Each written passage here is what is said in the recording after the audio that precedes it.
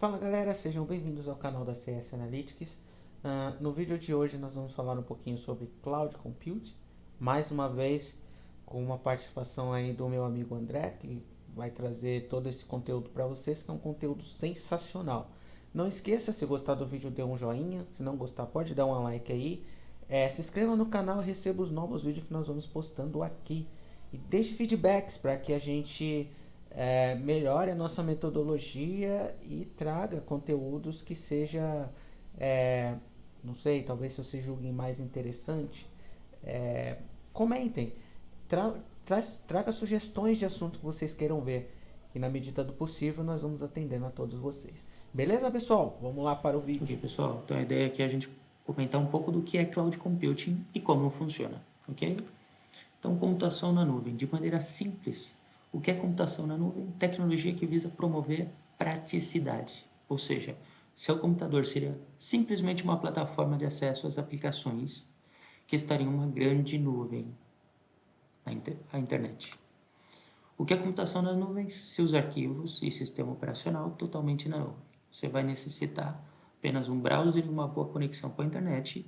E hoje em dia a gente já tem algumas aplicações que funcionam dessa maneira. Por exemplo, Google Apps. Então, o seu Gmail, o editor de texto do Google, ou Google Docs, tudo isso são aplicações que funcionam em cloud. Ok? Também oferece muita facilidade para o usuário. Quem aí não guarda, por exemplo, suas fotos lá no Google Fotos, ou no iCloud, ou faz backup dos seus contatos no iCloud. Parte de tudo isso passa por armazenar sua informação em cloud.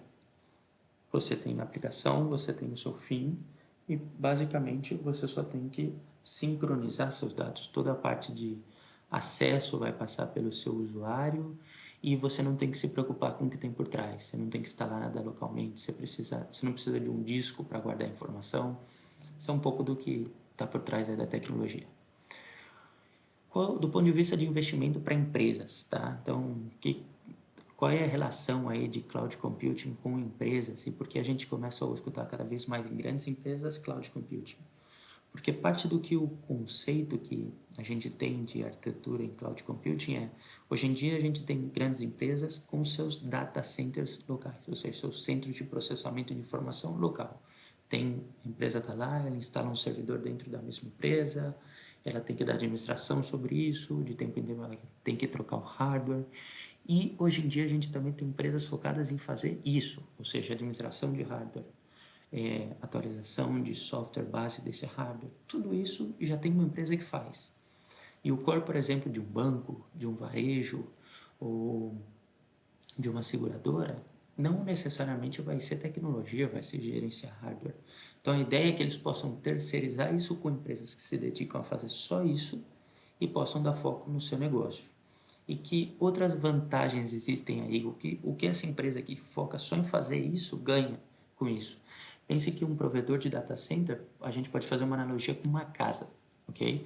Então você tem uma casa com muitos quartos, mas dificilmente você vai conseguir alugar essa casa que é gigantesca e tem muitos quartos para um só cliente. Então a ideia do que eles fazem é, eles pegam partes dessa casa, então quartos, banheiros, cozinha, o que seja, e eles vão alugando à medida para diferentes clientes. Inclusive, eles deixam o cliente pagar só pelo que ele consome. Isso é uma parte legal também que existe com o Cloud Computing, ou seja, você paga conforme você usa dessa casa. Então é dizer, se você só usa a casa para dormir, você só vai usar ela quando for dormir. Isso é parte de algumas ideias ou alguns conceitos que estão por trás de cloud computing e é por isso que cada vez mais ele está em evidência, principalmente aí no Brasil, ok? Qual é a oportunidade para os profissionais? Quando a gente fala em tecnologia, tecnologia sempre foi uma área de demanda que está em falta. Quando a gente pensa, por exemplo, em data science, um profissional de data science já não é um profissional tão fácil de encontrar no mercado. Um profissional que conheça data science e cloud computing é mais raro ainda. Então, aprender a base de data science e também ter conhecimento básico sobre cloud computing é algo que pode te trazer um diferencial gigante no mercado. E você pode ter algumas oportunidades aí. Se você está entrando no mercado também, conhecer Cloud Computing pode te abrir mais portas. Além, por exemplo, de conhecer Data Science, que é um pouco da ideia do canal. Quais são as categorias de nuvem? Você tem nuvem pública, ou seja, numa nuvem pública é exatamente o conceito, a analogia que eu expliquei. Eu tenho um provedor de data center, AWS, por exemplo, a Amazon, você tem a Microsoft que tem Azure, a Google que tem a Google Cloud Platform, e eles têm, por exemplo, alguns serviços que estão na nuvem pública que permite que qualquer pessoa que contrate esse serviço pela internet possa utilizá-lo, claro, dentro de alguns critérios de segurança.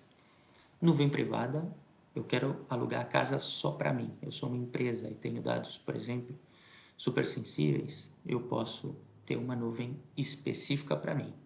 Eu posso ter uma nuvem híbrida. O que é uma nuvem híbrida? Quando eu estou fazendo esse processo de migração e eu tenho muita coisa dentro do meu data center local. Sou uma empresa. Eu tenho toda a operação já montada localmente. Eu quero devagarinho ir migrando os meus processos para um ambiente cloud. Eu vou passar por esse passo a passo de ter parte da minha operação on-premise e parte da minha operação em cloud. Eu vou chamar isso de uma nuvem híbrida ou hybrid cloud. Infraestrutura como serviço. Isso é o IaaS, Infrastructure as a Service. Isso é basicamente o nível mais básico que eu comentava de tecnologia cloud. Então, terceirização de infraestrutura. Quero contratar o que eu tenho localmente em um ambiente cloud, quero escala por demanda e quero ter um hardware virtual. Quem oferece isso? Algumas empresas que oferecem isso, as mais conhecidas, AWS, Azure e Google Cloud. E a gente tem aí no Brasil, por exemplo, também Local Web. Então, tem distintas empresas que prestam esse tipo de serviço. E aqui a gente tem algumas, ok? Platform as a Service, desenvolvimento de aplicações ou aplicações software as a service. Posso ter, por exemplo, o App Engine do Google. Que mais pode ser uma Platform as a Service? A grande maioria dos provedores cloud, eles te permitem, por exemplo, se eu não quiser configurar uma base de dados desde o princípio, ou me preocupar em fazer backup de base de dados e tudo isso, eu posso contratar uma base de dados em modalidade PaaS, onde eu não tenho que instalar a base de dados, onde eu não tenho que me preocupar em aplicar patch de atualização. Tudo isso eu posso contratar como um serviço. Esse é o conceito de PaaS. E quando a gente fala em Software as a Service, esse é o tipo de aplicação cloud que a gente está mais acostumado no mercado. Vocês usam diariamente seu webmail aí, um Gmail, ou você usa o Google Docs, ou você pode usar, por exemplo, um Office 360. Toda essa aplicação de usuário final, como a gente mencionava no princípio, um Google Fotos, onde você guarda suas fotos, todas essas aplicações de usuário final vão ser um software as a service. E quando a gente vai para o mundo um pouquinho mais corporativo, a gente tem, por exemplo, Salesforce, que é ferramenta de vendas de muitas empresas e está extremamente disseminado no mercado. Então, a gente falou dos 3 modelos, infraestrutura como serviço, e aí a gente pode posicionar os arquitetos de infraestrutura. A gente tem platform as a service, e isso a gente sempre vai ter muita utilização de desenvolvedores, e a gente vai ter um software as a service que vai ter muito usuário final, tá? Então, aqui quando a gente pensa em oportunidades de mercado, a gente vai ter IaaS e PaaS como um grande ambiente para muita gente de tecnologia trabalhar. E, claro, SaaS para desenvolvedores também, mas pensando em utilização desde o ponto de vista de pessoa no final. Quais são as vantagens que a gente tem com o Cloud Computing? Escala por demanda, ou seja, eu posso crescer à medida que o meu negócio cresce.